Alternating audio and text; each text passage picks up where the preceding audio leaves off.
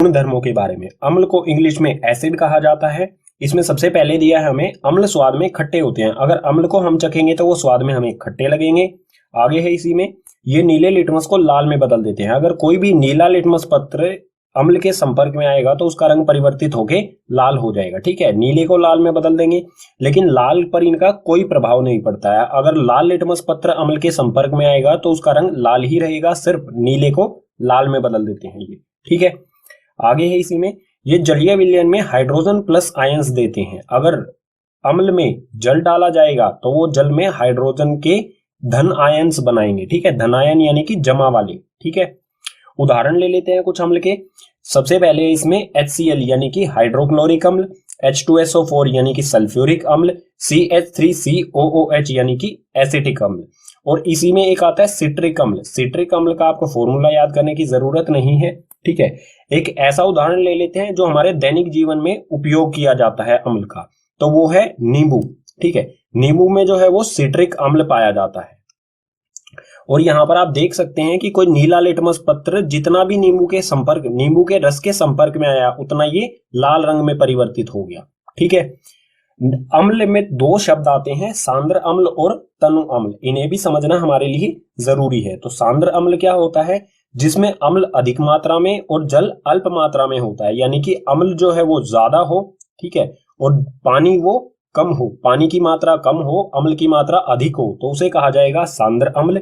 ठीक है, इसी प्रकार से तनु अम्ल क्या होता है? जिसमें अम्ल अल्प मात्रा में और जल अधिक मात्रा में हो। सांद्र का बिल्कुल उल्टा होगा तनु। यहाँ पर अम्ल जो है वो अल्प यानी कि कम मात्रा में है और जल अधिक मात्रा में है।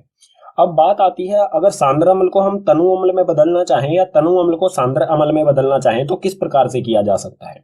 सांद्र अम्ल को हम पानी में मिला देंगे। ठीक है, सांद्र अम्ल को अगर पानी में डाल दिया जाए तो वो तनु अम्ल में परिवर्तित हो जाएगा, क्योंकि पानी की मात्रा बढ़ जाएगी। इसी प्रकार से अगर तनु अम्ल में से हम पानी को वाष्पीकृत कर दें, ठीक है, पानी को वाष्पीकृत कर दिया जाए तो वो सांद्र अम्ल में परिवर्तित हो जाएगा। ठीक है, अम्ल के गुणधर्म के बाद अब देखते हैं क्षारक के गुणधर्म। क्षारक को इंग्लिश में बेस कहा जाता है। इसमें सबसे पहले दिया है हमें क्षारक स्वाद में कड़वे होते हैं। अगर क्षारक को हम अपनी जीवा यानी कि जीभ पर रखेंगे तो उनका स्वाद हमें कड़वा प्रतीत होगा। आगे है ये लाल लिटमस को नीले में बदल देते हैं। अगर कोई लाल लिटमस पत्र क्षारक के संपर्क में आएगा तो उसका रंग बदलकर अपने आप ही नीला हो जाएगा। ठीक है, लेकिन नीले पर इनका कोई प्रभाव नहीं होता, ये सिर्फ लाल को नीले में बदलते हैं। अगर कोई नीला लिटमस पत्र क्षारक के संपर्क में आएगा तो उसका रंग नीला ही रहेगा, सिर्फ लाल को नीले में बदलेंगे।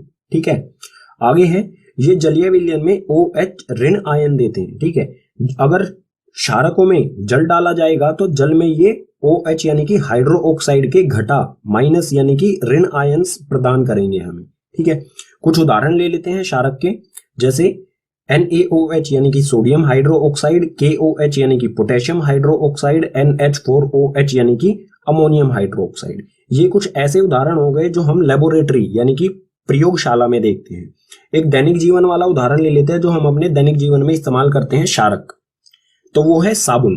ठीक है, साबुन में जो है वो NaOH यानी कि सोडियम हाइड्रो ऑक्साइड पाया जाता है। ठीक है, और यहां पर आप देख सकते हैं अगर कोई लाल लिटमस पत्र साबुन के संपर्क में आएगा तो उसका रंग बदलकर नीला हो गया है। ठीक है, अब क्षारक में एक शब्द आता है क्षार। ठीक है, इन दोनों में अंतर है, क्षारक और क्षार में थोड़ा सा अंतर है, उसे समझना जरूरी है, क्योंकि एग्जाम में कई बार क्षार के बारे में पूछा जाता है तो बच्चे क्षारक के बारे में लिख के आ जाते हैं। तो क्षारक क्या होते हैं, क्षार क्या होते हैं? जल में घुलनशील क्षारकों को क्षार कहते हैं। ठीक है, अगर ऐसे क्षारक जो जल में आसानी से घुल जाते हैं तो उन्हें कहा जाता है क्षार। जैसे कि यहाँ पर उदाहरण ले लेंगे इसका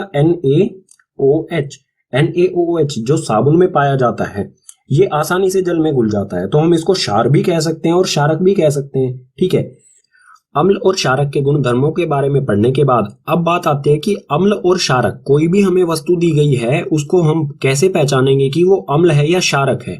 आप कहेंगे कि चख कर, टच करके उसे। ठीक है, तो रसायन विज्ञान में किसी भी चीज को चख कर या टच करके पता नहीं लगाया जाता है, क्योंकि वो हमें नुकसान भी पहुंचा सकता है। रसायन विज्ञान में बहुत सारे ऐसे अम्ल होते हैं जो टच करने पर ही हमारे हाथों को जला सकते हैं, इसलिए आपको सावधानी रखनी है, किसी भी अम्ल या क्षारक को आपको टच नहीं करना है और ना ही उन्हें चखना है। तो कैसे पता लगाएंगे? उसको पता लगाने का तरीका है सूचक। सूचक क्या होते हैं? सूचक किसी दिए गए विलयन में अम्ल या क्षारक की उपस्थिति दर्शाते हैं। इनका रंग या गंध अम्लीय व क्षारक माध्यम में बदल जाता है। ठीक है, सूचक कोई ऐसी चीज होती है जो विलयन में अम्ल या क्षारक की उपस्थिति को दर्शाएंगे, और दर्शाने का तरीका क्या होगा, जब वो अम्ल के संपर्क में आएंगे तो उनका रंग या गंध तेज या कम हो जाएगी, या फिर उनका रंग जो है वो अलग हो जाएगा। ठीक है, और क्षारक के माध्यम में आएंगे तो उनका रंग और कुछ अलग हो जाएगा जो अम्ल में नहीं होगा। अलग अलग रंग, यानी कि अम्ल के लिए अलग रंग दर्शाएंगे और क्षारक के लिए अलग रंग दर्शाएंगे। इसी प्रकार से गंध यानी कि खुशबू, अम्ल के संपर्क में आने पर खुशबू कम हो सकती है या ज्यादा हो सकती है, या फिर क्षारक के माध्यम में अम्ल का बिल्कुल उल्टा हो सकता है। तो सूचक जो है वो 3 प्रकार के होते हैं। इसमें सबसे पहले है प्राकृतिक सूचक, दूसरा है कृत्रिम सूचक जिसे संश्लेषित सूचक भी कहा जाता है, और तीसरा है गंधीय सूचक। इन तीनों सूचकों के बारे में एक एक करके विस्तार से पढ़ते हैं आगे वाले पेज पर। सूचक का पहला प्रकार है प्राकृतिक सूचक। इसकी परिभाषा देख लेते हैं। वे सूचक जो पौधों से प्राप्त होते हैं उन्हें प्राकृतिक सूचक कहा जाता है। प्रकृति में हमारे पास क्या होता है, पेड़ पौधे, अगर जो भी ऐसे सूचक जो पेड़ पौधों से मिलते हैं उन्हें कहा जाएगा प्राकृतिक सूचक। ठीक है, उदाहरण ले लेते हैं। इसके उदाहरण में हमारे पास है यहाँ पर पहला लिटमस और दूसरा हल्दी, दोनों ही हमें पेड़ पौधों से मिलते हैं। अब ये अम्ल और क्षारक माध्यम कैसे बताएंगे कि कोई भी वस्तु दी गई है वो क्षारक है या अम्ल है। तो अगर कोई नीला लिटमस पत्र अम्ल के संपर्क में आएगा तो उसका रंग परिवर्तित हो जाता है लाल में। ठीक है, यानी कि लिटमस पत्र, नीला लिटमस पत्र हम किसी वस्तु में डालेंगे, ठीक है, किसी विलयन में रखेंगे, अगर उसका रंग लाल में परिवर्तित हो जाता है तो हम कहेंगे कि वो वस्तु क्या है, वो विलयन अम्लीय है। ठीक है, इसी प्रकार बिल्कुल इसका उल्टा, अगर कोई लाल लिटमस पत्र विलयन में डालने पर नीला रंग में परिवर्तित हो जाए तो वो होगा हमारा क्षारक। हल्दी का आपने नोटिस किया होगा, हल्दी के लिए, हल्दी जो अम्ल के संपर्क में आने पर उसका रंग पीला ही रहता है। ठीक है, प्राकृतिक तौर पर हल्दी का रंग पीला ही होता है, तो अम्ल के संपर्क में आने पर ये अपना रंग परिवर्तित नहीं करती है। लेकिन जब हल्दी क्षारक के संपर्क में आएगी तो इसका रंग लाल हो जाता है। तो कई बार क्या होता है, हम खाना खाते समय कपड़ों पर हल्दी यानी कि सब्जी गिर जाती है, उसमें हल्दी होती है। ठीक है, जब हम उसे धोते हैं यानी कि साबुन, जब वो साबुन के संपर्क में आती है, धोते समय उस पर साबुन लगाते हैं हम, तो वो साबुन यानी कि क्षारक के संपर्क में आती है तो उसका रंग लाल हो जाता है। ठीक है, तो ये भी एक प्रकार का ही सूचक है जो अम्ल में हमें पीला रंग प्रदान करता है और क्षारक के साथ इसका रंग लाल हो जाता है। ठीक है, सूचकों का दूसरा प्रकार है कृत्रिम सूचक, या फिर हम कह सकते हैं संश्लेषित सूचक। संश्लेषित का मतलब होता है जिसे बनाया गया हो। ठीक है, तो इसकी परिभाषा देखते हैं। वे सूचक जो रसायन द्वारा बनाए जाते हैं उन्हें कृत्रिम सूचक या फिर संश्लेषित सूचक कहा जाता है। ठीक है, जो रसायन यानी कि केमिकल द्वारा प्रयोगशाला यानी कि लेबोरेटरी में बनाए जाते हैं उन्हें कृत्रिम सूचक या फिर संश्लेषित सूचक कहा जाएगा। केमिकल्स यानी कि रसायन के द्वारा बनाए गए हैं। उदाहरण देख लेते हैं इसके लिए। पहला है हमारे पास फेनोफ्थलीन और दूसरा है मेथिल ऑरेंज। ठीक है, ये दोनों उदाहरण हो गए। अब ये किस तरह से क्षारक और अम्लीय प्रवृत्ति को दर्शाते हैं, तो फेनोफ्थलीन जब अम्ल के संपर्क में आता है तो इसका रंग जो है वो अपरिवर्तित रहता है। ठीक है, यानी कि पानी जैसा रंग रहता है बिल्कुल इसका। यहाँ पर आप देख सकते हैं इस तरह का, जिस तरह का पानी होता है उस तरह का ही रंग होता है। ठीक है, अम्ल के संपर्क में आने पर इस तरह का रंग। और अगर ये क्षारक के संपर्क में आएगा, फेनोफ्थलीन अगर क्षारक के संपर्क में आएगा तो इसका रंग गहरा गुलाबी या फिर कह सकते हैं कि बैंगनी हो जाता है। ठीक है, गहरा गुलाबी कहेंगे इसे, इस तरह का रंग हो जाता है। इसी प्रकार से मेथिल ऑरेंज जब अम्ल के संपर्क में आएगा तो इसका रंग परिवर्तित होकर लाल हो जाता है। अम्ल के संपर्क में आने पर मेथिल ऑरेंज का रंग जो है वो लाल हो जाता है। और मेथिल ऑरेंज अगर क्षारक के संपर्क में आएगा तो उसका रंग पीला हो जाता है। ठीक है, इस प्रकार से ये अम्लीय और क्षारक प्रवृत्ति, किसी भी विलयन की अम्लीय व क्षारक प्रवृत्ति को रंग द्वारा दर्शाते हैं। ठीक है, सूचक का तीसरा प्रकार है गंधीय सूचक। गंधीय यानी कि जो हम अपनी नाक से महसूस कर सके। इसकी परिभाषा क्या होगी, जिन पदार्थों की गंध अम्लीय व क्षारक माध्यम में बदल जाए उसे गंधीय सूचक कहा जाएगा। ठीक है, अगर अम्ल में गंध यानी कि खुशबू या बदबू जो भी आप कहेंगे वो ज्यादा हो जाए या कम हो जाए और इसका उल्टा क्षारक के माध्यम में हो जाए तो हम पहचान सकते हैं जो विलयन होगा वो अम्लीय होगा या क्षारक होगा। उदाहरण ले लेते हैं। यहाँ पर उदाहरण हमारे पास है 3। पहला प्याज का रस, दूसरा वेनिला और तीसरा लौंग का तेल। ये किस प्रकार से अम्लीय व क्षारक माध्यम को बताएंगे, तो जब प्याज का रस अम्ल के संपर्क में आता है तो इसकी गंध जो है वो तीक्ष्ण यानी कि बढ़ जाती है। ठीक है, प्याज का रस जो है, प्याज में की जो बदबू या खुशबू जो भी आप समझते हैं वो बढ़ जाएगी। लेकिन जब ये क्षारक के माध्यम में आता है, ठीक है, जब अगर क्षारक विलयन में प्याज का रस डाला जाएगा तो इसमें से कोई भी गंध नहीं आएगी। ठीक है, तो किस तरह से हम पहचान सकते हैं? हमें कोई विलयन दिया गया है, उसमें हम प्याज का रस डालेंगे, अगर खुशबू या बदबू जो गंध होगी प्याज की वो बढ़ जाए तो हम कहेंगे कि वो विलयन जो है वो अम्लीय है। अगर जो गंध है वो कम हो जाए तो वो क्षारक माध्यम होगा। ठीक है, इसी प्रकार से वेनिला जो आइसक्रीम को फ्लेवर देने के लिए यूज किया जाता है, तो वनीला आइसक्रीम आपने खाई होगी, वही वेनिला है ये। ठीक है, वेनिला अम्ल के संपर्क में आने पर इसकी खुशबू, ठीक है, इसकी गंध में कोई भी परिवर्तन नहीं आता, लेकिन जब ये क्षारक के माध्यम में आता है तो इसमें से कोई भी गंध नहीं आती। ठीक है, इसी प्रकार से लौंग का तेल अम्ल के संपर्क में आने पर उसकी खुशबू या बदबू जो भी है, गंध वो है समान रहती है, लेकिन जब लौंग का तेल क्षारक के माध्यम में आता है तो उसमें से कोई भी गंध नहीं आती है। ठीक है, इस तरह से हम सूचकों के माध्यम से अम्लीय व क्षारक विलयन या पदार्थों को पहचान सकते हैं। ठीक है, पाठ में अगला विषय है अम्ल व क्षारकों के रासायनिक गुण। रासायनिक गुण यानी कि जो भी अम्ल व क्षारक हैं वो अलग अलग चीजों के साथ अभिक्रिया करके उत्पाद में क्या चीजें बनाएंगे, इसी को कहा जाएगा रासायनिक अभिक्रिया। ठीक है, इसमें सबसे पहले देखते हैं धातु की अम्ल व क्षारक के साथ अभिक्रिया। धातु अम्ल के साथ किस तरह से अभिक्रिया करेगा और धातु क्षारक के साथ किस तरह से अभिक्रिया करेगा। धातु आप समझते ही होंगे, धातु जैसे कि लोहा जिसे Fe से दर्शाया जाता है, पोटेशियम जिसे K से दर्शाया जाता है, इसी तरह से जिंक हो गया, जिंक को Zn से दर्शाया जाता है और सोडियम को Na से दर्शाया जाता है। इस तरह के ही धातुओं के साथ अम्ल किस तरह से अभिक्रिया करेंगे और क्षारक किस तरह से अभिक्रिया करेंगे, उदाहरण सहित देखते हैं।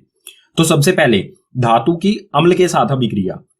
अम्ल और धातु अभिक्रिया करके, ठीक है, ये दोनों अभिक्रिया करके लवण तथा हाइड्रोजन गैस, ठीक है, अम्ल और धातु दोनों अभिक्रिया करके उत्पाद में लवण और हाइड्रोजन गैस बनाएंगे। ठीक है, इसका एक उदाहरण देख लेते हैं। अम्ल में लिया है हमने यहाँ पर HCl यानी कि हाइड्रोक्लोरिक अम्ल, और धातु में है यहाँ पर जिंक। ठीक है, जिंक धातु है और हाइड्रोक्लोरिक अम्ल, ये दोनों एक दूसरे के साथ अभिक्रिया करेंगे और लवण बनाएंगे जिंक क्लोराइड ZnCl। ठीक है, ZnCl एक लवण है जिसमें क्लोरीन जुड़ा हुआ है। ठीक है, तो ये बना जिंक क्लोराइड और साथ में हाइड्रोजन गैस। तो कोई भी धातु अम्ल के साथ अभिक्रिया करके, कोई भी धातु हो, ठीक है, चाहे वो आयरन हो, लोहा हो, पोटेशियम हो, जिंक हो या सोडियम हो, कोई भी धातु है वो अम्ल के साथ अभिक्रिया करके हमेशा लवण तथा हाइड्रोजन गैस ही उत्पाद में हमें देगा। इसी प्रकार से देख लेते हैं धातु की क्षारक के साथ अभिक्रिया। क्षारक के साथ अभिक्रिया करके ये क्या बनाएगा, तो इसमें भी क्षारक जमा में धातु यानी कि क्षारक और धातु अभिक्रिया करेंगे और लवण तथा हाइड्रोजन गैस। यहां पर भी क्या था, उत्पाद में हमें लवण तथा हाइड्रोजन गैस मिल रही थी। अम्ल के साथ अगर धातु अभिक्रिया करता है और क्षारक के साथ धातु अभिक्रिया करता है तो भी हमें लवण और हाइड्रोजन गैस मिल रही है। ठीक है, इसका भी एक उदाहरण ले लेते हैं। क्षारक में है हमारे सामने यहाँ पर NaOH यानी कि सोडियम हाइड्रोक्साइड, और धातु फिर से हमने लिया है जिंक। तो सोडियम हाइड्रोक्साइड और जिंक दोनों अभिक्रिया करके लवण बनाएंगे। लवण है हमारे सामने यहाँ पर Na2ZNO2। ठीक है, यानी कि सोडियम जिंकेट और साथ में हाइड्रोजन गैस। अब यहां पर देख सकते हैं आप कि अम्ल धातु के साथ अम्ल अभिक्रिया करे या धातु के साथ क्षारक अभिक्रिया करे, दोनों कंडीशन में क्या हो रहा है, दोनों स्थितियों में हाइड्रोजन गैस निकल रही है। तो हमें कैसे पता चलेगा कि ये निकलने वाली जो गैस है हाइड्रोजन है। ठीक है, इसका परीक्षण किस तरह से किया जाएगा, आगे वाले पेज पर देखते हैं। धातु की अम्ल या क्षारक के साथ अभिक्रिया कराने पर जो हाइड्रोजन गैस निकलती है उसको पहचानने का जो तरीका है उसे देखते हैं।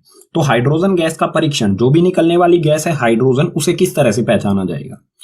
तो इसमें है हाइड्रोजन गैस से निहित परख नली के पास जब एक जलती हुई मोमबत्ती लाई जाती है तो पॉप की ध्वनि उत्पन्न होती है।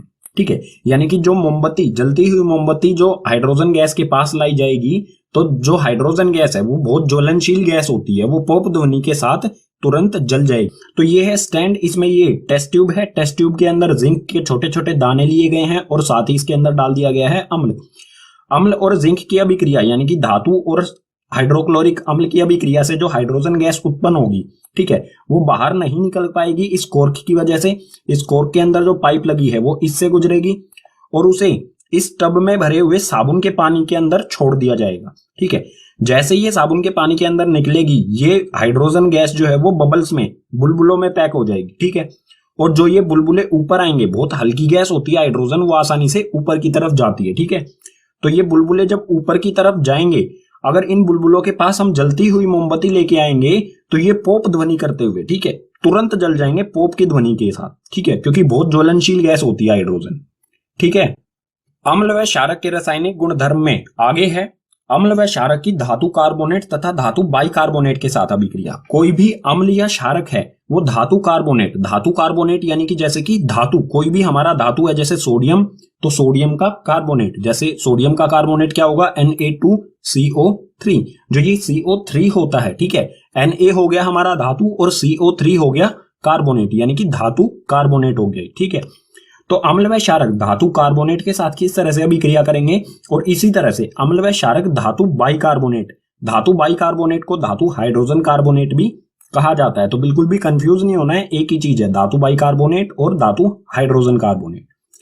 धातु हाइड्रोजन कार्बोनेट क्या होगा, धातु हाइड्रोजन कार्बोनेट होगा NaHCO3, यानी कि कार्बोनेट के साथ साथ धातु में कार्बोनेट के साथ साथ इसमें हाइड्रोजन भी हो, तो इसे कहा जाएगा धातु हाइड्रोजन कार्बोनेट या फिर धातु बाइकार्बोनेट, ठीक है। तो इसमें देखेंगे, सबसे पहले इसमें देखते हैं अम्ल की धातु कार्बोनेट के साथ किस तरह से अभिक्रिया करता है, उसके बाद देखेंगे अम्ल धातु बाइकार्बोनेट के साथ किस तरह से अभिक्रिया करेगा। तो ये है अम्ल की धातु कार्बोनेट के साथ अभिक्रिया। अम्ल, ठीक है, कोई भी अम्ल और धातु कार्बोनेट दोनों एक दूसरे के साथ अभिक्रिया करके उत्पाद में हमें लवण, कार्बन डाइऑक्साइड और जल, ठीक है, CO2 यानी कि कार्बन डाइऑक्साइड और जल यानी कि H2O देंगे, ठीक है। हमेशा कोई भी अम्ल हो अगर किसी भी धातु कार्बोनेट के साथ अभिक्रिया करेगा तो उत्पाद में हमें लवण, कार्बन डाइऑक्साइड और जल ही मिलेंगे, ठीक है। उदाहरण देख लेते हैं इसके लिए।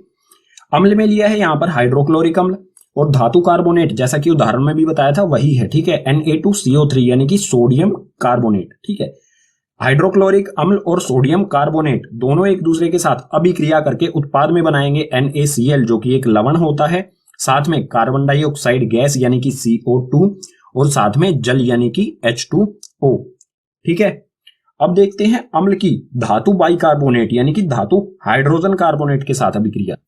तो अम्ल जो है वो धातु बाइकार्बोनेट यानी कि धातु हाइड्रोजन कार्बोनेट के साथ अभिक्रिया करके हमें लवण, कार्बन डाइऑक्साइड और जल, ये तीनों चीजें उत्पाद में मिलती हैं। चाहे अम्ल धातु कार्बोनेट के साथ अभिक्रिया करे या धातु बाइकार्बोनेट के साथ अभिक्रिया करे, दोनों में हमें क्या मिल रहा है, लवण, कार्बन डाइऑक्साइड और जल। यहां पर भी लवण, कार्बन डाइऑक्साइड और जल, ठीक है। इसका उदाहरण देख लेते हैं, बाइकार्बोनेट यानी कि हाइड्रोजन कार्बोनेट की अम्ल के साथ अभिक्रिया। तो अम्ल यहां पर है वही हाइड्रोक्लोरिक अम्ल है, लेकिन यहां पर धातु कार्बोनेट था, यहां पर आ गया धातु हाइड्रोजन कार्बोनेट यानी कि धातु बाइकार्बोनेट। धातु बाइकार्बोनेट है सोडियम हाइड्रोजन कार्बोनेट।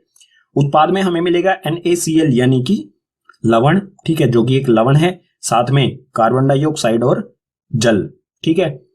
ये हो गई अम्ल की धातु कार्बोनेट और धातु बाइकार्बोनेट यानी कि हाइड्रोजन कार्बोनेट के साथ अभिक्रिया। लेकिन क्षारक की अभिक्रिया का तो उदाहरण हमने लिया नहीं, ठीक है। तो इसके बारे में यहां पर एक लाइन लिखी है, क्षारक धातु कार्बोनेट तथा धातु हाइड्रोजन कार्बोनेट या फिर धातु बाइकार्बोनेट के साथ अभिक्रिया नहीं